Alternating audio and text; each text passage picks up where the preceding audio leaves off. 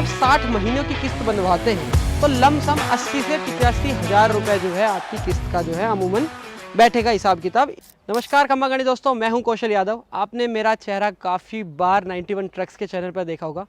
अब आप मुझे पहली बार मेरे अपने चैनल पर देख रहे हैं, फ्यूल एंड इमोशन। अब से मैं आपको यहीं पर मिला करूँगा, अलग अलग गाड़ियों के साथ बात करता नज़र आऊँगा। शुरुआत मैंने अपने इस पहले चैनल पर गाड़ियों के साथ करी थी, पैसेंजर व्हीकल गाड़ियों के साथ, लेकिन अब मैं कमर्शियल व्हीकल सारी कवर करता हूँ। आप लोगों के प्यार के साथ मैं फिर से इस मिट्टी से जुड़ने आया हूँ। वापस से कमर्शियल व्हीकल सेगमेंट का मेरा प्यार जो है वो मुझे वापस इस दौर के अंदर लेके आया है कि मैं शुरुआत भी टाटा से ही करने आया हूँ। और आपको आज दिखाऊंगा टाटा का सिग्ना 5530, जो कि एक 6x4 का घोड़ा है। यहाँ पे बहुत सारे 5530 खड़े हैं, जिसमें मैं 5530 कवर करूँगा आज 6x4 के अंदर, और आपको नॉर्मल वाला भी दिखाऊंगा जो कि इससे सस्ता आता है। इसकी कीमत से बात कर लूँ मैं, 45 लाख रुपए जो है इसकी जो है एक शोरूम कीमत पड़ती है। तो आप देख लीजिए, आपके शहर के हिसाब से लमसम 5 से 8 लाख रुपए ऊपर नीचे जो है कीमत का होता रहेगा। मैं किस्त का भी आइडिया मैं आपको चाहता हूँ कि मैं पहले दे दूँ। मुझे लगता है कि ये सब जानकारी बहुत ज़रूरी है और शुरुआत में ही दे देनी चाहिए। तो आप लगभग आइडिया लगा लीजिए, अगर आप 9-10 लाख रुपए भरते हैं और आप 60 महीनों की किस्त बनवाते हैं तो लमसम 80 से 85 हज़ार रुपये जो है आपकी किस्त का जो है अमूमन बैठेगा हिसाब किताब इस घोड़े के साथ, जिसकी कीमत 45 लाख रुपए एक्स शोरूम पड़ती है। आरटीओ का पैसा जो है एक्स्ट्रा लग जाएगा। ये 6x4 में घोड़ा है, मैं आपको 4x2 का घोड़ा भी दिखा दूंगा साथ के साथ ही, ज़्यादा फर्क नहीं है। ये नॉन एसी वाला घोड़ा जो मैं आपको आज दिखा रहा हूँ, इसमें एसी का ऑप्शन भी आपको, जैसे कि आप लोग जानते हैं कि एसी का ऑप्शन भी आता है। मेरा मानना ये है कि शायद एसी का घोड़ा ही परमानेंट कर देना चाहिए, जो कि आगे चल के नितिन गडकरी साहब भी कह रहे हैं कि एसी परमानेंट जो है कर दिया जाएगा। आपकी क्या राय है इस बारे में ज़रूर मुझे बताइएगा कमेंट के अंदर। बाकी फिलहाल इस घोड़े की अगर मैं बात करूं, टाटा का सबसे जाना माना घोड़ा 5530, जिसके अंदर 55,000 किलो का GVW के साथ आता है, और आप इसके अंदर 28,000 किलो जो है वजन लाद के ले जा सकते हैं। 3 एक्सल घोड़े के अंदर आते हैं अपने। पहले एक्सल जो है ये वाला एक्सल, इस पर 7,000 किलो, पिछले दोनों एक्सल पे बट के जाता है वजन 21,000 किलो के आसपास। सिग्ना की बैजिंग वगैरह आपको जो है राइट के अंदर नजर आएगी। यहाँ पे बड़ा बड़ा सिग्ना तो लिखा होता है, लेकिन 5530 की बैजिंग जो है आपको डोर पर नजर आएगी। टाटा की बैजिंग, नॉर्मल एयर इनटेक जो है सब कुछ यहाँ। ये ईगल फ्लेयर जो है डिज़ाइन है, चील के जैसी जो है डिज़ाइन इसमें बन के आती है। ये सारा फाइबर के अंदर आपको नजर आएगा। यहाँ से आपको मेटल शुरू होगा और यहाँ से ग्रैब हैंडल दे रखे हैं, इस पर आप पाव रख के ऐसे ऊँचे उठ के पूरा जो है अपना हाथ यहाँ तक मार सकते हैं, ताकि ड्राइवर और हमारे साथियों को इसको साफ करने के अंदर आसानी मिले। आपने देखोगे प्रोक्सिमिटी जो शीशा है, जिसके आपको बिल्कुल, अगर मैं यहाँ खड़ा हो जाऊँ चिपक के, तो ऊपर जो है ड्राइवर साथी को जो है नीचे नज़र नहीं आता। तो मेरे भाइयों के लिए एक आसान तरीका जो है, ऊपर शीशा लगाया गया था, लेकिन अब उसको जो है यहाँ पे लगाया गया है, ताकि वो पूरा एरिया जो है यहाँ तक कवर कर पाए। वो शीशे की प्लेसमेंट बहुत ही सही तरीके से दी गई है, मुझे सही लग रही है। हालांकि मुझे इतना अनुभव नहीं है ट्रक चलाने का, तो शायद मैं गलत हो सकता हूँ, तो कृपया करके मुझे सही करने का थोड़ा सा कष्ट करें अगर मैं गलत कह रहा हूँ। बाकी इस गाड़ी के अंदर सामने से आपको बताने लायक कुछ नहीं है। बाकी इसके अंदर यहाँ से पानी वानी जो आता है, नॉर्मल चीज़ें हैं जो आपको अमूमन तरीके से पहले से मालूम है। सिग्ना की जो लाइट्स है वो आपको फाइबर के अंदर मिलती है। टाटा अमूमन क्या करती है कि अपने जितने LPG ट्रक्स उनके अंदर कांच के शीशों में लाइट देती है, लेकिन ये जो फाइबर की लाइट है ज़्यादा ड्यूरेबल है। कोई पत्थर अगर लग भी जाए तो ये टूटेगा नहीं, क्योंकि ये फाइबर बहुत मजबूत है। और जैसे देखोगे आप, लाइट की प्लेसमेंट काफ़ी नीचे है, तो उस हिसाब से जो है ये लाइट भी दी गई। अच्छा, एक चीज़ और मैं बताना आपको यहाँ पे भूल गया था, माफ़ कीजिएगा। आपका जो ये वाला जो बम्पर है, ये आपको 3 हिस्से में बटा हुआ बम्पर है। टाटा की सोच कैसी है कि अगर आपकी चीज़ में, छोटी मोटी चीज़ों में थोड़ी नुकसान हो जाए या कुछ वैसे हो जाए, तो आपको पूरी चीज़ को बदलाव या ठीक कराने की ज़रूरत नहीं है। गाड़ी अमूमन इस तरीके से या उस तरफ से लगती है। फाइबर का पार्ट होने की वजह से थोड़ा सस्ता पड़ता है, और फ्लेक्सिबिलिटी ज़्यादा है तो बच भी जाता है। अगर इसमें यहाँ नुकसान होता है तो आप सिर्फ इतना हिस्सा बदल सकते हो, अगर वो ठीक होने के कारगर स्तर पर नहीं है, जो कि एक बहुत सही चीज़ है। उसके बाद आपको जो नीचे जो क्रैश गार्ड मिलता है, ये ज़्यादा सॉलिड है, इससे ये थोड़ा दबता है, ये बिल्कुल भी नहीं दबेगा। इसके नीचे, ट्रक के नीचे कोई छोटा वाहन ना चला जाए, गाड़ी बाइक ना घुस जाए, उसके सेफ्टी के लिए हिसाब से लिहाज से बनाया हुआ है, जो कि एक देखा जाए तो काफ़ी सटीक सोच है। आपकी सुविधा के साथ साथ दूसरों की भी सुविधा देखनी पड़ती है कि उनका कैसा जीवन चल रहा है, सही चल रहा है नहीं चल रहा, आपकी गाड़ी के नीचे तो नहीं आ जाएगा। बाकी अगर आप लेफ्ट में आओगे तो आपको यहाँ पे एक सुंदर सा डिज़ाइन मिलेगा, ये जो हवा काटने के काम आता है। Tata motor fleet edge inside की बैजिंग, किसका क्या मतलब है? टाटा ना एक फ्लीट एज की आपको टेलीमेटिक्स देती है। टेलीमेटिक्स मैं समझाता हूँ सरल भाषा में कैसे होता है। आजकल हर कंपनी एडवांसमेंट की तरफ चल रही है, और जो फ्लीट ओनर है, इनके पास जो मोटर मालिक है, उनके पास 1-2 नहीं 10-10 हज़ार गाड़ियाँ जो होती हैं, उन गाड़ियों को आपको देखना होता है कि गाड़ी कहाँ चल रही है, कितनी माइलेज दे रही है, कैसा गाड़ी का जो चालक है उसको चला रहा है, रूट से तो नहीं भटक रही है। तो इन सब चीज़ों का डाटा जो आपको अपने फ़ोन पे दिख जाता है इस एप्लीकेशन की मदद से। इसका अगर आपकी तेल चोरी का जो समस्या है, पेट्रोल का, डीजल का, जो भी आप घोड़ा लेते हो, पेट्रोल का तो नहीं, डीजल का, जो अगर आप मान लो टंकी में छेद हो जाए या चोरी हो रही है डीजल की, तो तुरंत जो आपको नोटिफिकेशन बताता है कि डीजल का स्तर जो है वो एकदम से घट रहा है और उस पर थोड़ा सा ध्यान दिया जाए। तो उस प्रकार से जो टाटा मोटर फ्लीट एज है वो है, इसके अंदर हम काफ़ी सारी बातें कर सकते हैं, उसके एडलेस बातें मैं फिर कभी आपको इस बारे में अच्छे से अवगत कराऊंगा। बाकी फिलहाल इस घोड़े के अंदर जो है आपको सीएट के टायर के जो ऑप्शंस आपको नजर आएंगे, इसके अंदर आपको एमआरएफ के टायर का ऑप्शन भी मिलता है और अपोलो के टायर का ऑप्शन मिलता है। आप साथ साथ स्क्रीन पर देखते चल रहे होंगे कि जो उन वाले घोड़े हैं उनके अंदर जो है एमआरएफ का और आपका अपोलो का जो ऑप्शन मिल रहा है। फिलहाल इसके अंदर सीएट का ऑप्शन है। 295/90 R20 का जो है टायर का ऑप्शन आपको इसके अंदर मिलता है।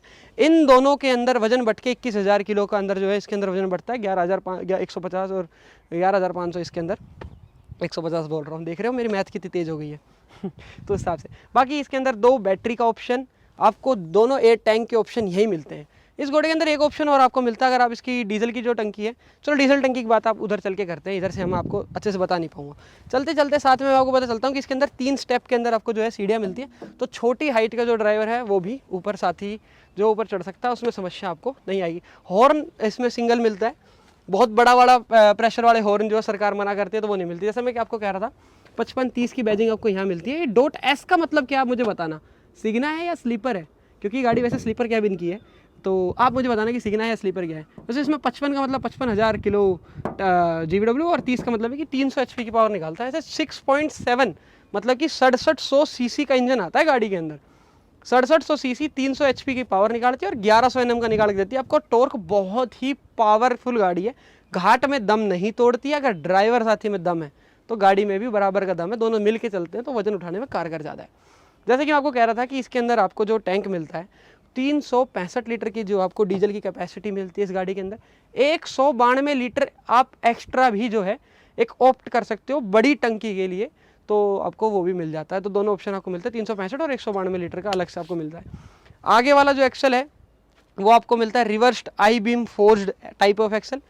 ये वाला जो एक्सल है आपका पहला एक्सल, ये मिलता है 109 SRT वाला एक्सल। ये पीछे वाला जो एक्सल है ये आपको मिलता है 114 नंबर वाला एक्सल। एक्सल के अंदर आज तक टाटा से हमने कभी कोई शिकायत नहीं सुनी, तो उस हिसाब से ठीक ही है एक्सल का। डेफ टैंक आपको मिलता है 65 लीटर का आसपास आपको डेफ टैंक मिल जाता है।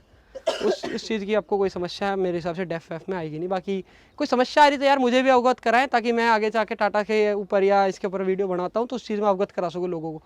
बाकी मेरे भाई पीछे आ जाओ, आपको पीछे दिखाता हूँ कि आपको कैसे कैसे आपको गाड़ी नज़र आएगी। ठीक है, तो जैसे मैं बात कर रहा था कि काउल के बाद आपकी जो कैबिन है, कैबिन के पीछे आपको इतनी जगह छोड़ के आप यहाँ से जो अपना डाला बनवाओगे और पीछे तक जो अपना डाला खिंचवा सकते हो जैसे आपकी इच्छा है। जैसे कि 6x4 का घोड़ा है तो बढ़िया जो है दम रखता है घोड़ा वजन उठाने के अंदर भी। और मैंने आपको बता भी दिया कि 21,000 किलो का वजन इन दोनों एक्सल पे और ये 7,000 किलो का वजन वहाँ है, तो 28,000 किलो वजन जो है जिसके अंदर रेटेड कैपेसिटी 28,000 है। आप मुझे बताना इसके अंदर वजन कितना ले जाते हो आप? 28,000 से ऊपर ले जाते होगे, पर कितना ऊपर ले जाते हो वो बताना। जैसे मैं बता रहा था ना कि आपको अपोलो का टायर भी मिलता है इसमें, ये राजी अपोलो का टायर, और इसके अंदर आ रखा है सीएट का टायर। दोनों 55-30 है, दोनों सिग्ना कैबिन है, दोनों स्लीपर कैबिन है, उस हिसाब से मिलता है। बाकी आगे मिलते हैं आपको पट्टा कमानी, पीछे भी मिलती है पट्टा कमाने का, लेकिन हिसाब उल्टा है। पीछे मिलते हैं आपको उल्टे करके बोगी वाले सस्पेंशन मिलते हैं आपको पीछे की तरफ, तो उस हिसाब से आपको जो है पीछे की तरफ सस्पेंशन वगैरह मिलते हैं। बाकी जो क्रॉस मेंबर है इसकी जो शैसी है, आप शैसी दिखाता हूँ आपको नज़दीक से, चलो इस वाले में दिखा देता हूँ। जो आपको शैसी मिलती है ना सारी बोल्टेड मिलती है, रिबिटेड शैसी है पूरी अपने हिसाब से। देखोगे आप, यहाँ देखोगे बोल्ट वगैरह, अगर आपको कुछ चीज़ आगे पीछे खिसकाने विसकाने कोई चीज़ जुड़वानी है तो वो हिसाब किताब आपको जो है बेहतर मिल पाता है इसके अंदर। बाकी इसके अंदर आपको जो लाइट्स वगैरह का सिस्टम है, आगे आपको हेलोजन मिलती है, लेकिन इसकी टेल लाइट जो है एलईडी मिलती है। टेल लाइट एलईडी मिलने का कारण है बढ़िया विजिबिलिटी। जो लाल लाइट चलती है जब ब्रेक मारते हो इंडिकेटर देते हो तो दूर से चमकते हैं कि भाई कुछ हो रहा है और आगे बड़ी गाड़ी जा रही है। उस हिसाब से जो है सेफ्टी जो है इसके अंदर आपको ज़्यादा बेहतर मिलती है। बाकी मैं टाटा की हमेशा तारीफ़ करता हूँ, उनकी इंजीनियरिंग के हिसाब से, उन चीज़ों के हिसाब से वो चीज़ें सुधारते भी रहते हैं। बाकी इनका एयर फिल्टर यहाँ पे लगता है। अगर आपको इसका सर्विस इंटरवल वगैरह जानना है तो मुझे बताना, मैं कमेंट करके बता दूंगा आपको सर्विस इंटरवल का, या फिर आपको ज़्यादा पता है मुझसे तो बताना। बाकी एयर फिल्टर का इंटेक ऊपर है, साफ़ हवा जाती है, लंबी गाड़ी चलती है। वारंटी, सर्विस इंटरवल, गाड़ी की कीमत, ये सब चीज़ें आप मैं कमेंट करके बताऊँगा। आप मुझे कमेंट कर देना आपको कैसे है। बाकी मैं गाड़ी के अंदर चल के आपको दिखाता हूँ गाड़ी अंदर से कैसी है। ये जो झूलती हुई सीटें है ना, ये ड्राइवर को दुख नहीं देंगी, आराम देती हैं। इतनी नरमदायक सीट है इस गाड़ी की, मुझे काफ़ी पसंद है। बस एक चीज़ से मुझे शिकायत है, ये जो हेडरेस्ट है फिक्स है, इसका ऊपर नीचे नहीं कर सकते, पर ये बहुत बड़ा है तो इसको ऊपर तो आप ले जाओगे कहाँ, तो उस चीज़ की दिक्कत नहीं है। मेरी हाइट 5'10" है, उसके हिसाब से आप देख लो मैं खूब पीछे होके बैठा हूँ और कैसे भी अपने जो है सीट को एडजस्ट कर सकता हूँ, आगे पीछे ऊपर नीचे मुझे एडजस्टमेंट में जो है दिक्कत नहीं है, आराम से लेट के जा सकता हूँ, ऐसा चला सकता हूँ। अगर कोई लंबा रोड है तो मुझे कोई दिक्कत नहीं आई। एक चीज़ है, अगर यहाँ पे एक हैंड रेस्ट आ जाता जिसमें अपना हाथ ऐसे रख पाता तो शायद और बढ़िया हो जाता, तो वो चीज़ें नहीं है। बाकी गाड़ी स्लीपर है, ये रहा उसके सोने की जगह। आप देख लो कितना चौड़ा है ये, एक बिलांद, दो बिलांद और ये तीसरा बिलांद के अंदर आपके पूरे 5 अंगड़ है, तो मतलब 2 बिलांद और 5 अंगड़ के हिसाब से कितना आदमी आ सकता है, मोटा आदमी आराम से मेरे हिसाब से सो सकता है। इसके पीछे इसके नीचे जो है सामान रखने की जगह है, रुको शीट आगे करके दिखाता हूँ आपको। ये देखो जी, इतना आपको कुछ जो है इसके अंदर सामान रखने की जगह देते हैं।